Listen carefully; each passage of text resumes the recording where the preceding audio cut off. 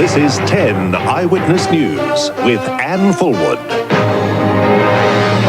Western Australia to test Mabo in the High Court. The message that I want to give Paul Keating is that he has taken on a major fight in this state and we are not prepared to lie down. Waiting and watching in Bosnia as the deadline for airstrikes comes closer. And braving the elements to be the world's best ice sculptor. Good evening. The long-awaited High Court challenge to the federal government's Mabo legislation will go ahead. Today, Western Australian Premier Richard Court announced his government will take action. At the same time, the New South Wales government withdrew home sites from sale for fear of native title claims. Today's announcement sends Mabo back to the High Court where it all began. The challenge will test whether the new federal legislation overrides Western Australia's own land title laws. It so happens the issue is a political winner for the Conservatives in the West, where state and federal by-elections are just around the corner. Therein lies the story, in my view, and the reason why today's announcement has been made.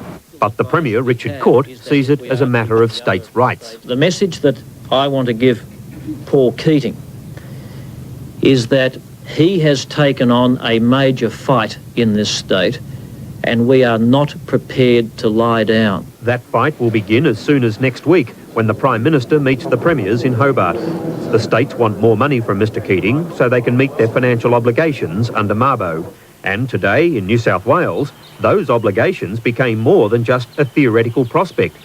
The state government withdrew 35 housing lots from sale on Crown land at Crescent Head on the North Coast.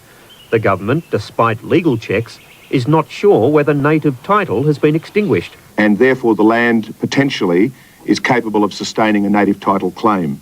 But the federal government says the state has overreacted and no houses are at risk. The public works conducted on that site, the vast subdivision and other works undertaken, are most likely to have extinguished native title. All this is bad news for the taxpayer. In New South Wales, the government is liable for any compensation, and in Western Australia, the government has had to set aside millions of dollars to pay for the High Court challenge. Barry Cassidy, 10 News. A warning to Australian politicians today: stop snooping around the media. Fairfax newspaper's boss, Stephen Mulholland, told the Senate inquiry into the Fairfax takeover its investigation is an attack on the freedom of the press. When the Senate set out to uncover if there was political influence in the overseas takeover of the Fairfax newspapers, it didn't expect to be bumping along such a rocky political road. The subject of Fairfax Group editorial policies is not something into which politicians should properly employ their power to investigate. This seems to me, sir, to be an intrusion on the basic freedom of the press. An angry chief executive of Fairfax, Stephen Mulholland, clashed with senators as they tried to probe his newspaper's editorial policies. History's judgment on those who are party to it may make them regret very much indeed their participation.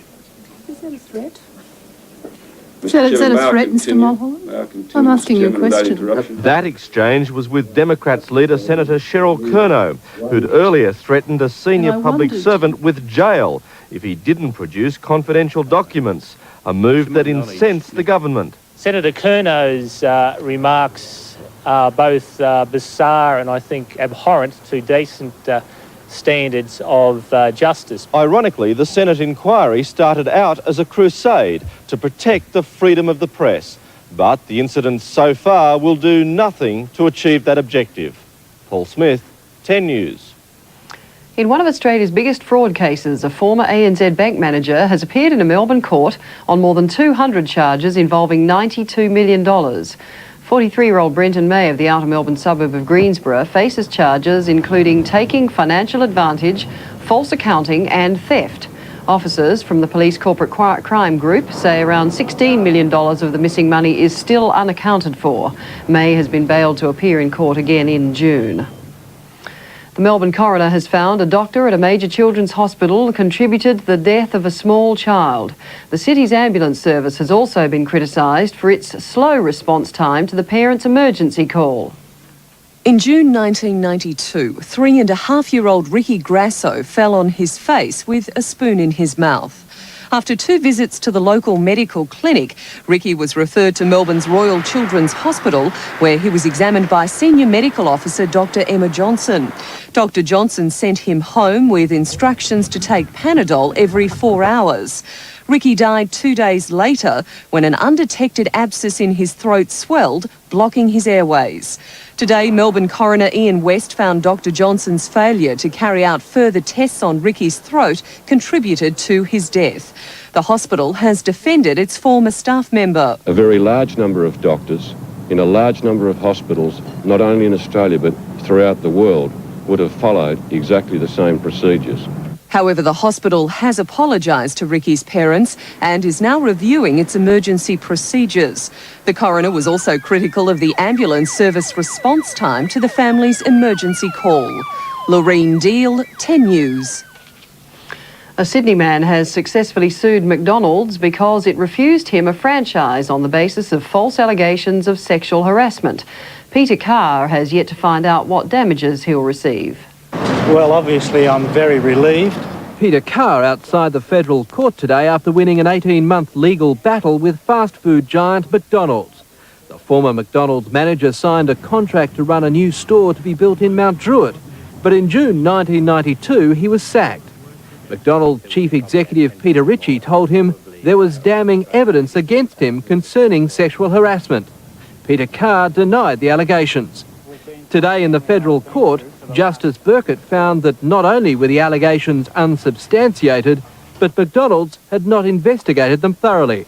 The Carr family will be back in court soon, this time seeking damages from McDonald's. It's possible that could run to over $1 million. I'll probably go back into business now. What sort of business will you go? Maybe something in competition against McDonald's. Guy Bevilaqua, 10 News. The New South Wales government isn't saying how much compensation it paid to a man shot during a bungled police raid. Darren Brennan was hit in the face by a shotgun blast during the raid on his home in 1990. A judicial inquiry found police negligence to blame. 3 years on, and Brennan is still nursing his wounds, but also looking forward to starting a new life in Queensland. So you've got it there, you know. No amount of money or anything would take the memories away or the scars, but at the same time it sort of just helps you get on with your life. Ahead, high hopes for a breakthrough in discovering the gene that causes breast cancer, and the toys that our children will soon be clamouring for. Adjust the flexible microphone in front of your mouth, turn it on, aim,